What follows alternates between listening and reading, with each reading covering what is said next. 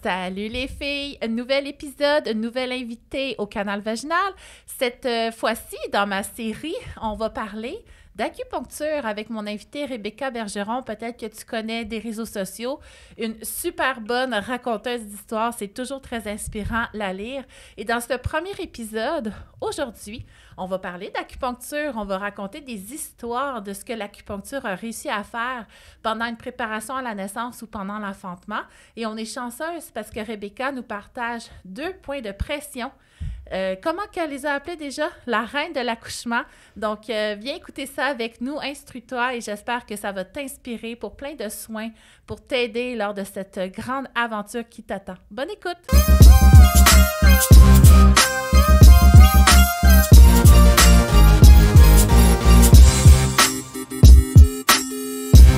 Allô tout le monde, bienvenue à ce premier épisode avec ma nouvelle invitée, une petite série avec une acupunctrice, mon Dieu, je vais te le dire, acupunctrice, oui. Reconnue sur les réseaux sociaux, reconnue pour ses histoires qu'elle raconte, qui sont tout le temps très touchantes, hein, tu as le don de venir nous pogner direct dans le cœur, Rebecca Bergeron, donc merci Rebecca d'être là. Ça fait plaisir. Toute une aventure se rendre ce matin sur les lieux. Oui, dans l'île de Montréal. L'île de Montréal et toutes ces surprises de route. Et aujourd'hui, Rebecca, j'aurais aimé ça que tu nous racontes un peu. Toi, tu es acupunctrice. Oui. Puis je pense pas que c'est quelque chose qui est très connu ici, au Québec. Pourtant, ailleurs dans le monde, les acupuncteurs font partie de la médecine. Souvent, hein, il y a des médecins qui vont être acupuncteurs dans certaines régions du monde. Ça se peut-tu ou je me trompe? Oui, puis l'acupuncture est intégrée dans le système de santé dans plusieurs pays aussi, un peu plus qu'au Québec. Comme prévention, mais aussi comme curatif, là. Ouais, mais comme par exemple, en France, les sages-femmes peuvent faire de l'acupuncture obstétricale en allant chercher un certificat d'acupuncture. Ils ne peuvent pas faire d'acupuncture pour d'autres choses, mais dans leur pratique, sages-femmes en milieu hospitalier peuvent utiliser des aiguilles si elles vont se chercher des formations supplémentaires. OK, je savais pas ça. Puis l'acupuncture, c'est une science qui est prouvée. Oui. Et oui. Vous avez un ordre professionnel aussi au Québec. Oui. Puis pour les gens qui ne savent pas, un ordre professionnel, bien, c'est des lois, c'est une obligation de se tenir à jour, d'avoir une formation, tu sais, soutenue. Mm-hmm. Fait que vous êtes des scientifiques. Je trouve ça important de le dire parce que les gens connaissent tellement pas l'acupuncture. Oui. Comme, mettons les bases, c'est solide, l'acupuncture.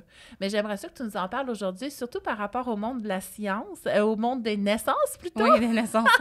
Au monde des naissances. Puis tu nous expliques d'où ça vient un peu, cette acupuncture-là. Toi, pourquoi tu es devenue acupunctrice? Oui, ben oui.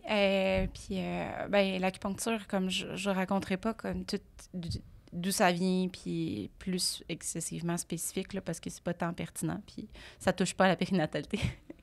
Mais grosso modo, ça fait 3000 ans que c'est utilisé, puis qui est reconnu pour plusieurs problèmes de santé, là. Okay. Puis moi, pourquoi je suis devenue acupunctrice, c'était un peu par hasard. Je voulais être sage-femme au départ. J'ai lu Les accoucheuses d'Anne-Marie Scott quand j'avais comme 14-16 ans. J'étais comme, ben oui, sage-femme. Comme évidence, là, c'est ça que je veux faire.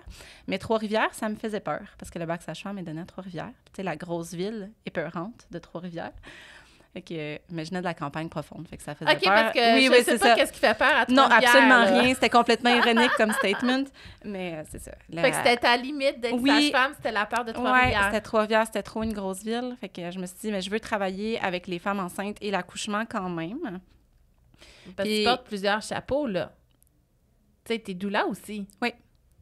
Ça, on va en parler. Oui, on peut, j'accompagne les femmes en faisant de l'acupuncture pendant le travail, puis tant qu'à être là, ben oui, je leur fournis du support émotionnel et informationnel aussi. Ben oui, tant qu'à ça. Puis oui, de l'information, t'en as en titi à transmettre. Je vous invite à la suivre sur les réseaux, justement, parce qu'on apprend beaucoup. Un des sujets de nos prochains épisodes, justement, ça a été un des moments chocs de ma vie quand tu t'es mis à dire les inventions d'accouchement horribles qu'il y a eu dans l'histoire. Oui. J'ai vraiment hâte qu'on en soit rendu là, mais je te laisse aller. Une affaire à la fois, mais pourquoi on va en parler. Pourquoi tu es devenue acupunctrice? Fait que la peur de Trois-Rivières, on abandonne sage-femme. Oui, mais je voulais travailler avec les accouchements, ça c'était clair dans ma vie, puis ça l'est encore clair aujourd'hui, là, que comme c'est ça ma passion, puis c'est ça que je veux faire, puis rien d'autre. Puis j'étais allée en acupuncture par défaut, je savais même pas c'était quoi. Je me suis dit, avant de passer l'examen d'entrée, je vais me faire traiter par un acu, parce que sinon, je serais pas prise au sérieux. Je savais que c'était très contingenté comme programme.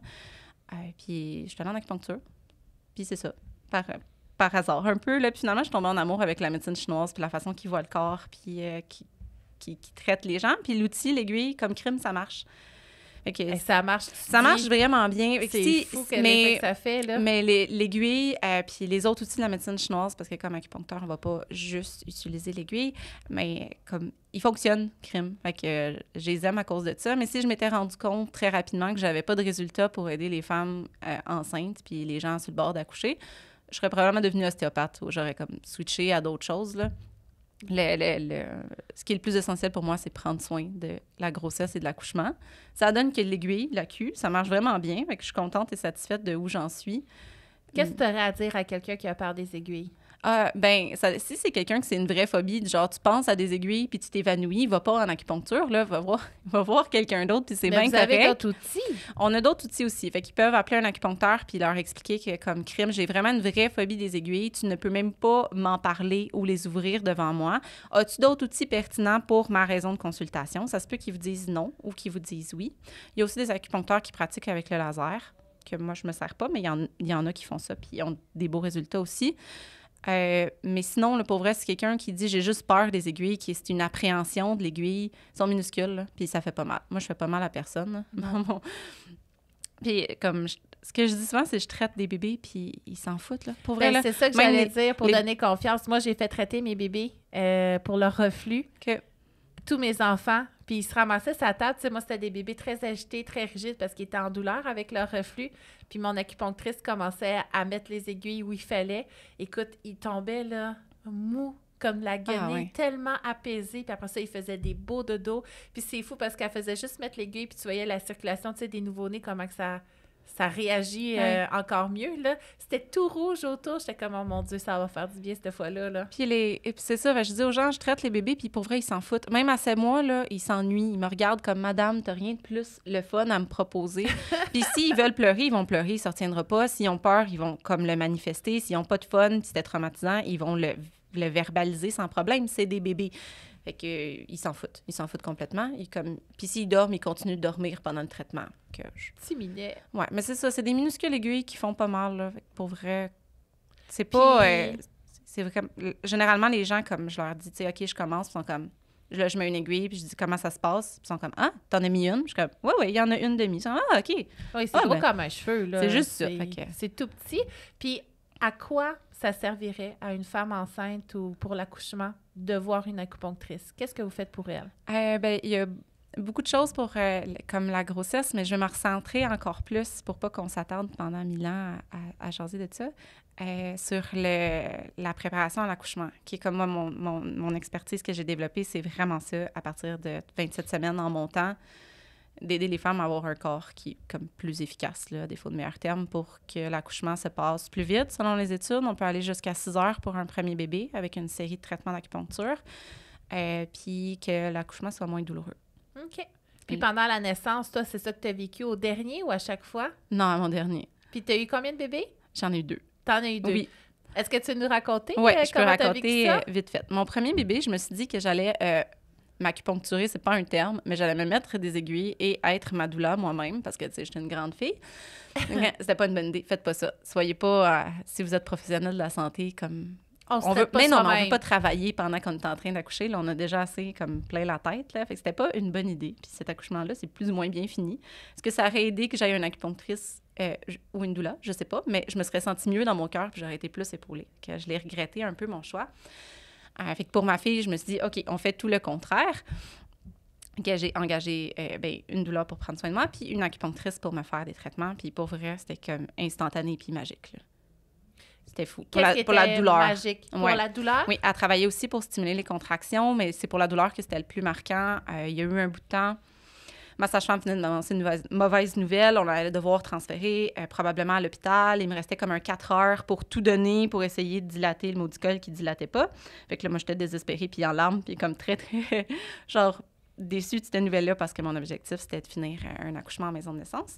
Les contractions, à ce moment-là, ils étaient rendus... à comme 7, 8 sur 10. Comme j'ai crié, il était vraiment excessivement intense. C'était pas une torture intolérable. J'étais encore capable d'étoffer, mais il était plus le fun pantoute. Fait que là, Julie, mon acupunctrice, est venue. Elle m'a fait un traitement. Puis 15 minutes après, mes contractions étaient rendues peut-être à 3 sur 10. Comme une grosse pression. mais je criais plus, j'ai respiré, j'étais dans ma zone de focus, j'étais super bien. Puis là, ça m'a permis de faire des gros squats profonds, vraiment relâchés, ce que je faisais pas pendant les autres contractions avant mon traitement.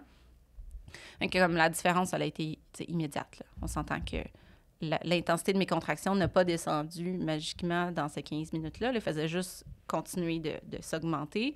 Mais ma douleur a passé de quelque chose de vraiment pas le fun à comme, ben oui, ça se tolère bien, c'est une grosse pression, mais je suis en contrôle de mon corps, puis ça va bien, puis j'ai même plus besoin d'évocaliser. Wow! Fait que c'était vraiment cool, comme pour vrai, le vivre moi-même. Mais je l'ai vu plein de fois avec mes patientes, là, je dois être rendue à peu près 60 à 70 accouchements que j'ai accompagnés. Fait que là, je le voyais là, que ça leur faisait du bien puis que ça fonctionnait. Puis en accouchement, si tu as une intervention en ACU, c'est instantané. Puis qu'est-ce que ça fait exactement quand tu mets une aiguille? Qu'est-ce qui est enclenché dans le corps pour que ça fasse ça? Bien, plusieurs choses. Ça dépend de ce qu'on va travailler. Mais grosso modo, on va aller stimuler les nodules nerveux pour avoir une réaction à distance. Admettons, un effet antidouleur, par exemple, ou un effet de stimulation de contraction. Puis ça finit comment, ton histoire? En 4 heures, ça a-tu bien fini? Oui, ça a bien fini. J'ai eu mon AVAC complété. Ah, cool! Oui, félicitations! Bon, merci. Mais moi, l'acupuncture, j'ai envie de partager parce que les gens sont partageons. touchés par... Écoute, moi, enceinte, je fais du diabète de grossesse. Puis je l'ai toujours contrôlé avec l'alimentation puis l'activité sportive. Mais je faisais de l'acupuncture aussi. Puis à chaque fois que j'allais en acupuncture pour traiter mon diabète, elle me mettait une aiguille dans le dos, là, comme ça à D10. En tout cas, j'ai envie de dire ça. C'était peut-être pas là, mais en tout cas, moi, je l'associais à ma D10. Puis mon diabète, pendant 24 heures, était plus que mieux que les normaux, là. C'était vraiment, là, impressionnant comment que ça venait jouer sur mon diabète. Puis sinon, quand j'ai eu la COVID enceinte de mon 4e, j'ai comme senti que ma circulation sanguine avait arrêté. Comme si mon corps était devenu super lourd puis ça reprenait pas. Je l'ai eu comme un rhume, mais ma séquelle de ma COVID enceinte, là, ça a été l'arrêt de ma circulation sanguine. Puis c'était lourd, tout était lourd à porter, je manquais d'énergie. Je suis allée voir mon acupunctrice, elle m'a fait un traitement, puis d'un coup, là, je suis devenue toute chaude au complet. Mon cœur s'est mis à battre full vite. Mon bébé s'est mis à bouger comme un démon dans mon ventre. J'ai fait « Ah, ben calique », puis le lendemain, j'étais correcte. Ben c'est vraiment cool. Puis j'ai pas envie de parler de miracle, non, mais c'est mon vécu, j'ai envie de le partager. Puis moi aussi, puis comme pour se ramener ça à une expérience personnelle, parce que je pense sérieusement que c'est plus intéressant que juste donner des listes de trucs qui peuvent aider. Là, ma première grossesse, j'ai été misérable. Tellement misérable qu'après avoir accouché de mon gars, j'ai dit à mon chum, si à un moment donné, là, j'oublie, puis je te regarde avec des petites étoiles dans les yeux, puis je te dis, mon amour, je veux un autre enfant, frappe-moi. Frappe-moi, ramène-moi à mon sens, parce que comme je peux pas être enceinte une autre fois, ça avait été trop difficile. Comme grosse nausée, grosse fatigue, comme mal dans mon corps, mal partout. Comme pas vrai, brûlement d'estomac qui me faisait pleurer jusqu'à 3 heures du matin tous les jours. J'avais aucun plaisir. Puis je suis pas allée en acupuncture, parce que c'est ça, la vie. on sait, mais on ne fait pas toujours. C'est ce qu'on se disait avant que les micros tournent. Cordonnier mal chaussé. Là, pour mon autre grossesse, j'ai commencé à avoir des symptômes qui étaient pires qu'à mon garçon. En plus d'avoir mal au cœur débilitant, je vomissais jusqu'à 4 fois par jour. Fait que comme tu rajoutes du dégueulasse sur du dégueulasse. J'avais tout aussi mal, j'avais encore plus de brûlement d'estomac. Puis là, je me suis dit, oh non, pour vrai, là, je ne t'offre pas cette grossesse-là jusqu'à la fin sans comme m'imploser. Là, je suis allée voir ma collègue acupunctrice, puis j'ai dit « Sauve-moi » en pleurant. Et puis, je suis allée la voir jusqu'à temps que je n'ai plus de symptômes. Puis j'ai réussi à avoir une fin de grossesse où j'avais du plaisir. Comme je ne pensais jamais avoir ce cadeau-là de la vie, puis de dire ces mots-là. Mais comme j'avais plus mal au cœur, plus du tout, aucun vomissement, aucune douleur. Je pouvais marcher autant que je voulais, je pouvais dormir dans toutes les positions, aucun brûlement d'estomac. Pour vrai, c'était juste my best life. Pour de vrai, les gens connaissent pas assez l'acupuncture. Puis mon corps était quand même haute maintenance. Là, je dis, en fin de grossesse, je sautais une semaine. J'étais comme, ben voyons donc, j'ai mal à Saint-Fils, que c'est ça que je peux plus marcher. Pourquoi, comme le mal de cœur est en train de revenir? J'allais à mon traitement, puis après ça, je marchais 4 km dans mon petit sentier, toute heureuse. Puis j'étais comme, OK, mon corps, s'il y a de la il est heureux. Fait qu'on va continuer d'y en donner, ça marche. Puis je suis convaincue que ça m'a aidé, moi, personnellement, pour mon AVAC. C'est sûr qu'on peut pas retourner en arrière et revivre un accouchement avec des paramètres différents, là. Mais pour vrai, l'effet, le fun qu'on ait ça toujours serait un vraiment clone, cool. Puis qu'on analyse ça, ça que serait balade. Puis ouais. je pourrais revivre d'autres accouchements, fait que moi, j'aimerais bien ça. Moi, c'est mon rêve. Mais, tu sais, c'est pas Caroline, possible. Fait qu'on le vit dans notre tête, là. Mais ça avait tellement un effet immédiat que, comme... Je suis juste vendue. J'étais déjà vendue là, à ma patente, là, sinon je le ferais pas. Là, comme pour vrai, prodiguer une médecine que tu crois pas, hein, c'est vraiment malhonnête. Là. Mais de l'avoir vécu pour moi, puis la drastique différence entre mon premier accouchement puis ma première grossesse et premier accouchement versus deuxième grossesse et deuxième accouchement, comme le jour et la nuit. Puis là, j'ai envie de te poser une question choc. T'es-tu prête? Oui, je suis prête. Parce que, tu sais, dans n'importe quel métier, là, je vais quand même mettre un préliminaire à ma question, là. OK. Dans n'importe quel métier, tu sais, t'en as qui l'ont comme un peu plus l'affaire que d'autres. Puis moi, il a fallu que j'essaye plusieurs acupunctrices avant de trouver celle qui fonctionne avec moi. Est-ce que ça change d'une acupunctrice à l'autre, sa façon de traiter les gens? Bien, c'est sûr que la compétence du thérapeute, comme il y a des gens plus compétents puis il y a des gens moins compétents, puis il y a des gens excessivement compétents dans quelque chose puis moins dans d'autres, là. Je pense que c'est d'être honnête dans notre pratique. Puis moi, il y a des gens qui m'appellent pour des trucs que je leur dis, bien, pour vrai, je sais même pas comment te traiter, mais je sais qu'il y a un ACU qui est vraiment bon pour aider ces symptômes-là. Fait qu'appelle-la, parce que moi, ça sert à rien qu'on se voit. De toute façon, t'es pas enceinte. Mais là, ton critère mais là, numéro 1, puis presque exclusif, là, des fois, il y a d'autres patients, je suis comme touchée, puis ils me racontent leur sort, puis je suis comme, OK, tu sais, t'as mal au bassin, des bassins, j'en vois tous les jours, je peux t'aider aussi, mais sinon, c'est exclusivement de la clientèle enceinte, là. Parce que là, on parle beaucoup de douleur, mais il y a d'autres choses. T'sais, moi, j'ai parlé de diabète, on a parlé de reflux. Oui, l'énergie aussi, les gens qui sont super fatigués, le moral, comme... Il y a beaucoup de choses, là. Puis là, on a de la chance, parce que toi, tu offres sur les réseaux sociaux une formation sur les points d'acupression qu'on peut faire pendant l'accouchement. Oui. Notre partenaire, là. Il y en a quelques-uns qu'on peut faire soi-même, mais c'est sûr que c'est beaucoup plus facile de le faire en équipe avec une autre personne qui peut prodiguer les soins, parce qu'encore une fois, quand on accouche, ça devrait pas être notre charge mentale de se soigner soi-même. Non, je suis vrai, là. Ça, déléguer tout à tout le monde, là, puis garder juste la gestion de contraction. Dans ta caverne. Oui, exactement. Mammifère. Mais là, tu nous as dit que tu allais nous en partager 2 aujourd'hui. Oui, et 2 points de pression. Comme les points de pression sont quand même beaucoup utilisés pour la douleur, puis il y en a qui fonctionnent excessivement bien pour ça, mais ils ont d'autres effets dans le corps aussi. Puis il y a des points d'acupuncture qui ont été étudiés, leur effet stimulé à l'aiguille, mais il y en a qui ont été étudiés, stimulés au point de pression. Mm-hmm. Puis tous les points que j'ai mis dans mon livre, je les ai backés par au moins 2 études, parce que il y a des points qu'on utilise qui ont un effet...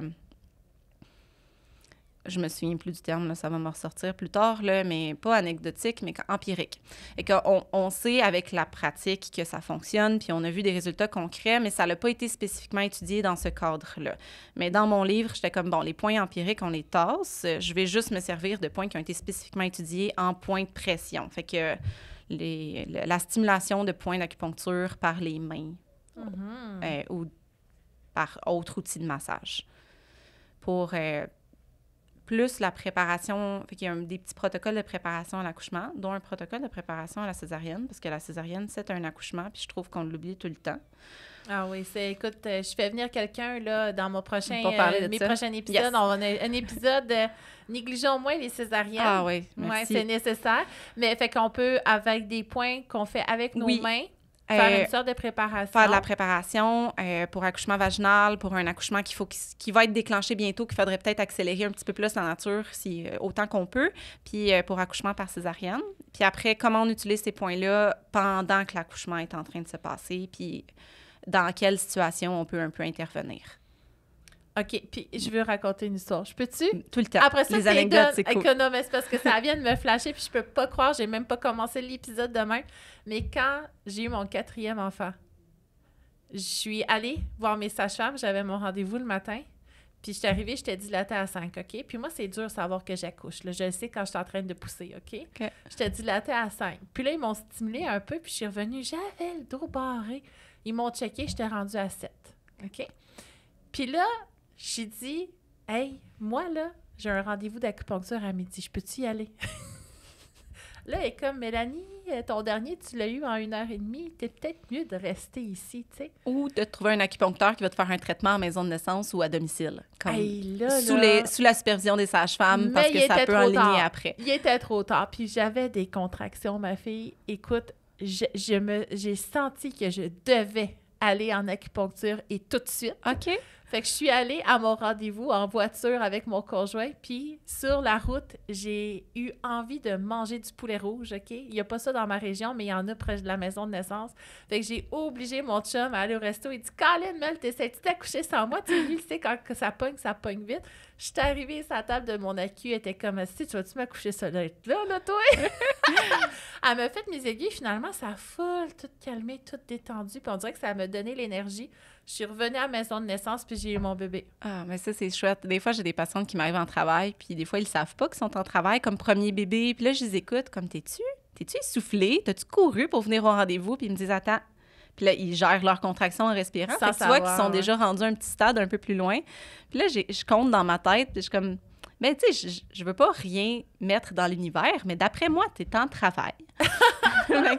Ou des gens qui me textent comme dans la nuit pour dire « Ah, tu sais, j'ai rupturé mes os, finalement, j'annule mon rendez-vous de demain. » Puis le lendemain, qui me disent « Ah, ben tu sais, j'ai pas tant de contractions, je pourrais-tu venir à mon rendez-vous? » Puis je suis comme « Ah oui, s'il te plaît, viens-t'en, puis amène ton chum, parce qu'après ça, tu t'en vas à l'hôpital. » Les gens, c'est tellement le fun. Les gens qui m'arrivent en latence, tu sais, des longues latences qui viennent puis qui partent. C'est pénible, ça. Ou que comme le travail il a commencé, mais qui n'était pas encore tombé en travail actif, puis que j'ai réussi à les attraper à ce moment-là, comme généralement, après, ça part, là. C'est vraiment hot. En tout cas, je pense qu'on a convaincu une couple d'essayer. Mais c'est vraiment le fun, mais comme moi, comme je disais, je suis très, très vendue, là, puis pour refaire un loop avec la compétence, c'est juste trouver quelqu'un qui fait de la périnatalité une fois de temps en temps, parce qu'à l'école, on en apprend un peu, un traitement de base pour les sièges, traitement de base pour les nausées, mais pas plus que ça. Fait qu'il faut absolument aller faire des formations continues. Puis moi, j'ai été chanceuse quand je suis sortie de l'école en 2015. Il y avait le stage à l'hôpital La Salle. Fait qu'on était en clinique Gare, en salle d'accouchement, puis en clinique de lactation. Puis on était sur le plancher. Là, le matin, on regardait qui était en train d'accoucher ou qui venait d'accoucher. On cognait à la porte. On était comme « Allô, inconnu, veux-tu de l'acupuncture? » Fait qu'on a pu voir plein de types d'accouchements différents, puis faire un gros volume parce qu'on pouvait rencontrer beaucoup de personnes. Puis les médecins à la salle, ils étaient habitués de nous voir aller parce qu'on avait des groupes de stage à toutes les années. Fait que des fois, ils nous avaient des demandes spéciales, comme... On en reviendra parce qu'on va faire un épisode sur les sièges, mais les versions manuelles externes, et les bouquets, les journées qu'il y avait des stagiaires pour qu'on fasse des traitements d'acupuncture juste avant, qu'on se retire puis qu'ils fassent la version manuelle parce que les bébés tournaient comme dans du beurre. Fait que c'était les gynécologues qui avaient remarqué que comme crime, quand il y avait un traitement d'acu juste avant, leur job était vraiment plus facile, fait qu'ils nous le bouquaient à l'horaire des traitements d'acupuncture juste avant les versions manuelles.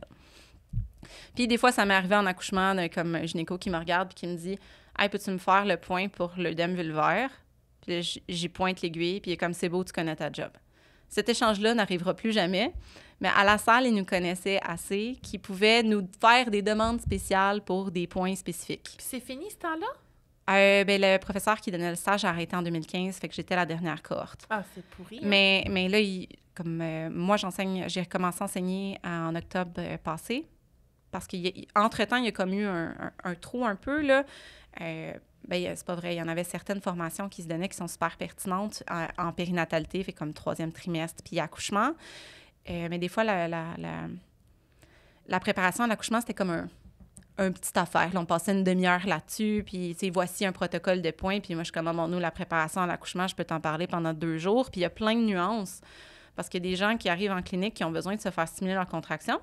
Puis il y a des gens qui ont juste besoin de pleurer une shot, se reconnecter à leur corps, puis d'avoir un moment de paix intérieure. Puis après ça, les contractions ça va mieux aller, là. Fait que d'une personne à l'autre, mes traitements de préparation à l'accouchement, c'est pas vrai que tout le monde a besoin de la même chose. Puis j'aime ça enseigner, puis j'aime ça parler d'accouchement. Fait que je me suis dit, je vais enseigner des cohortes. Mais là, il n'y a pas en ce moment de stage qui se fait en milieu hospitalier. Je sais qu'il y a des gens qui travaillent dans l'ombre pour que ça arrive. Ça serait vraiment chouette que ça recommence, mais pour le moment, c'est sur pause. Hey, c'est un cadeau, là, de tomber sur des stagiaires en acu quand t'accouches. C'est vraiment un cadeau. Mais là, on clôt l'épisode avec les 2 points de pression que tu me dis que tu dirais? Oui, qui sont 2 points de pression qui sont super efficaces pour la douleur, ce qui est souvent quelque chose que les gens comme ont besoin pendant l'accouchement. Puis, même si votre plan, c'est d'utiliser l'épidurale, bien, des fois, comme l'anesthésiste n'est pas disponible au moment où vous en avez besoin, ou vous n'avez pas le temps de la prendre, ou c'est pas une possibilité de la prendre, ou ne serait-ce qu'à la maison, avant de se rendre au lieu d'accouchement, ça se peut que vous ayez déjà besoin de petites techniques pour vous faire du bien, puis avoir moins mal. Mais comme je disais plus tôt, les 2 points servent aussi à d'autres choses pour aider la progression saine de l'accouchement. Fait que vous pouvez aussi les faire si vous avez finalement une péridurale. Ils peuvent être continués dans une petite routine. Fait que les 2 points, je vais les nommer les noms pour ceux qui nous écoutent juste en audio puis qui ne nous verront pas parce que sinon, c'est un peu abstrait. Il y a lui dans la main qui est probablement le plus connu puis que ça se peut que spontanément, vous avez déjà eu des infirmières qui s'en ont servi.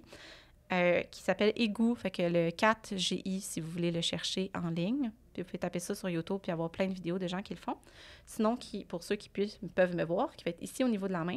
Pour que ce soit un petit peu plus efficace, vous pouvez aller juste à la jonction, là, dans le petit mou là, plein de nerfs là, qui fait mal. Puis il faut peser fort. C'est juste ça qu'il faut. Puis les doigts, là, on les met comme si on voulait que nos ongles se touchent. Une pince, une grosse pince. Pas les pommes, les petites palmes de doigts, là, on va vers... Non, faut une bonne pression. Fait que c'est pour ça que ce point-là, il y a des gens qui disent comme « Ah, ben quand l'infirmière me le fait, ça marche, mais pas quand mon chum me le fait. » C'est pas que le point, magiquement, il devient moins efficace quand il voit le conjoint puis il est comme « Oh non, on arrête de fonctionner. » C'est juste parce qu'il y a une pression qui a été faite suffisamment forte. Fait que pesez fort, puis mon truc d'accu, c'est rendez-vous plus loin dans jonction. Puis on te voit les traces d'ongles dans la main. Dans là, le petit mou, dans le gras, ça donne une idée de l'intensité. Là. Ouais, faut y aller fort. Deuxième point. Le deuxième point, c'est comme mon point préféré d'accouchement. Si j'avais juste je sais pas dans quel contexte hypothétique impossible ça serait le cas, mais mettons que quelqu'un me dirait « Tu n'as droit de n'utiliser qu'une seule aiguille », ce serait elle. Fait que le point s'appelle San Yin Jiao.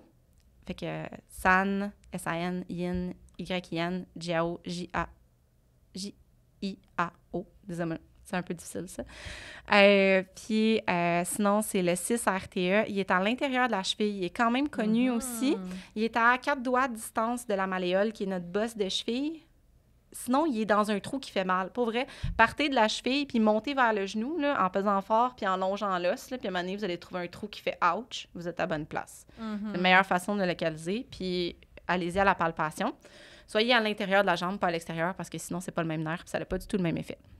Et ça, là, moi, en physio, quand j'ai commencé, il y a 15 ans, on nous interdisait, chez les femmes enceintes, de venir masser cette région-là, ou même le point sur le bord du bassin au niveau du piriforme. Ouais. On disait que ça pouvait stimuler un accouchement. Finalement, avec les années, on a réalisé que ça n'allait pas déclencher un accouchement de le faire. Fait que maintenant, c'est plus une contre-indication. Bien, ça fait encore partie des points interdits. Pour les thérapeutes qui ne traitent pas beaucoup de femmes enceintes, sans nuance, c'est juste dit, faites pas ce point-là avant la fin de la grossesse. Comme ça, vous ne causerez pas de tort à personne.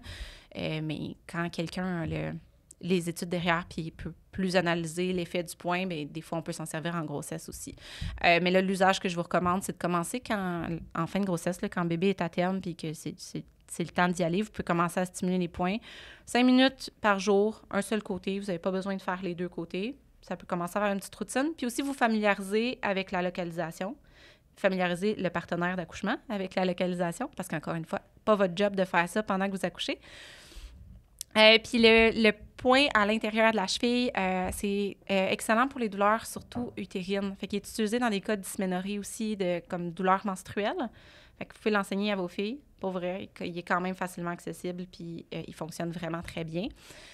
Puis selon les études, il y a un effet pour inhiber la douleur qui dure environ 3 heures à chaque 5 minutes qui est stimulé.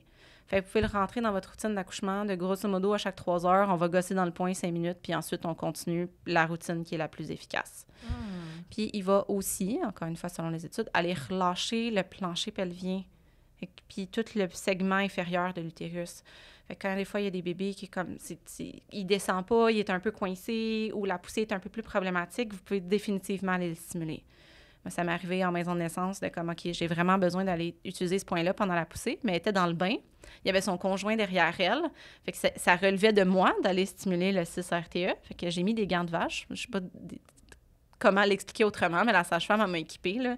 Des gants par-dessus des gants par-dessus des gants qui montent jusqu'au bras pour que je puisse aller mettre mes mains dans le bain sans mettre mes microbes, là, j'imagine, là, mais puis que je puisse quand même aller stimuler le point parce que je voyais que comme... Ça doit faire une différence aussi allait être avec une le bonne idée de le pitocin. faire.